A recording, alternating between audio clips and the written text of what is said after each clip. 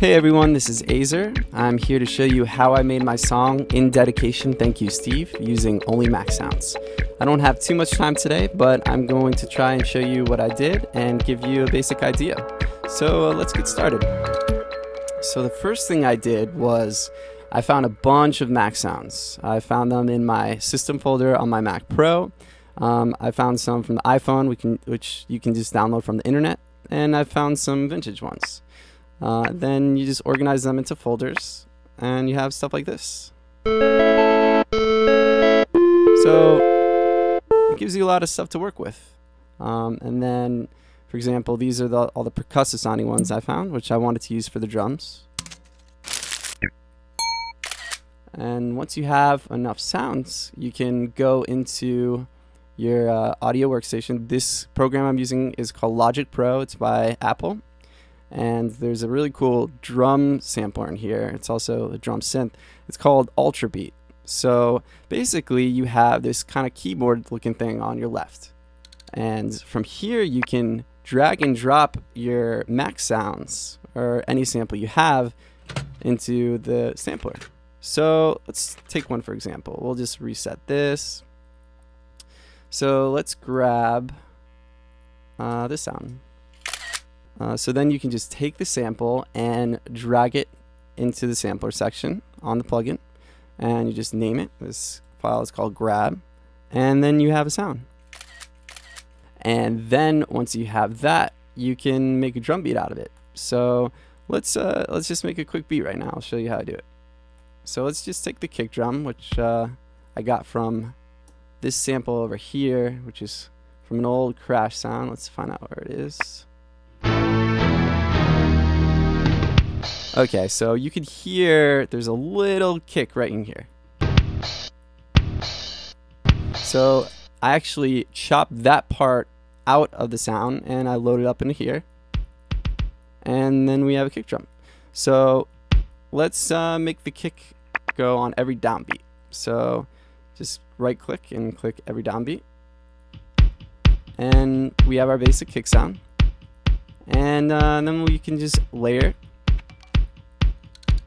So let's add this one, see what it sounds like. And you can just experiment until it sounds cool. There's no right or wrong way to do it. It's really just a creative kind of thing. And let's add this on every upbeat. And eventually, you have a really cool beat, and it sounds something like this. And also, this hi-hat kind of sound, this is really just the sound of throwing something out on a Mac. So you can use your imagination and be really creative with it. And then I have another Ultrabeat, which is all iPhone sounds. And some of them I ran through effects, but a lot of them are just the organic sounds. So this sound right here, this actually took from a really old Mac, which is Mac 2. And originally the sound sounded like this. But what I did was I dragged it onto the track, and I'm just going to bypass all the effects and stuff over here so you can hear what it sounded like originally. Okay, so we have this sound. And then once you chop it up and you have the part that you like, then you can add some effects on it. So I just threw it through some delay and reverb to give it some more space. And then you have something like this. And then I accented the main drone sound with a sound from an old Power Mac. So the original sound sounded like this. So I just took that part and then I pitch shifted it and added some effects. And then the startup sound is pretty self-explanatory. I loaded it up into the EXS24, which is another sampler. So each one of these plays a different part of the sound.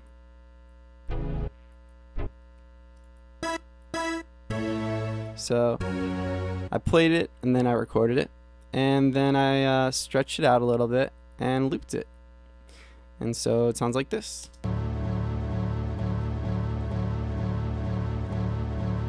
So that's pretty consistent. And then you'll also notice that at the break, when it does what this, you do. same sound. And towards the end, I combine a couple different sounds, just because I wanted to give more than just the modern stuff. I wanted to have some old stuff to really represent Steve's career span.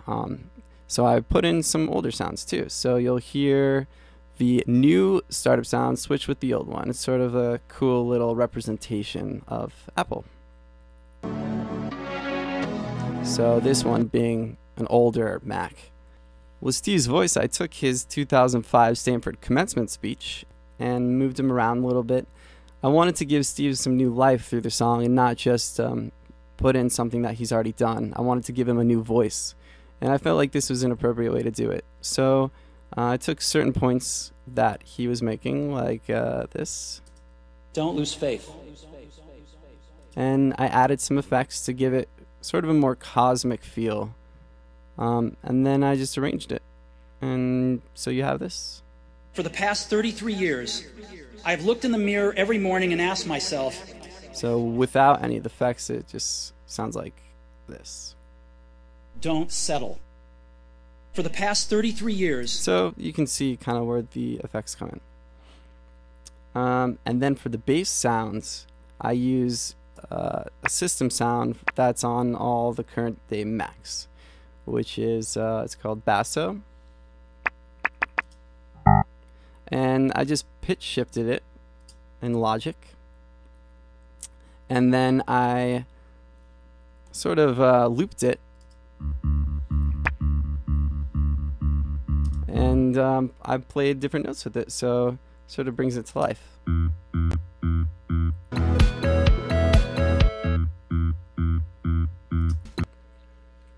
And that's about it.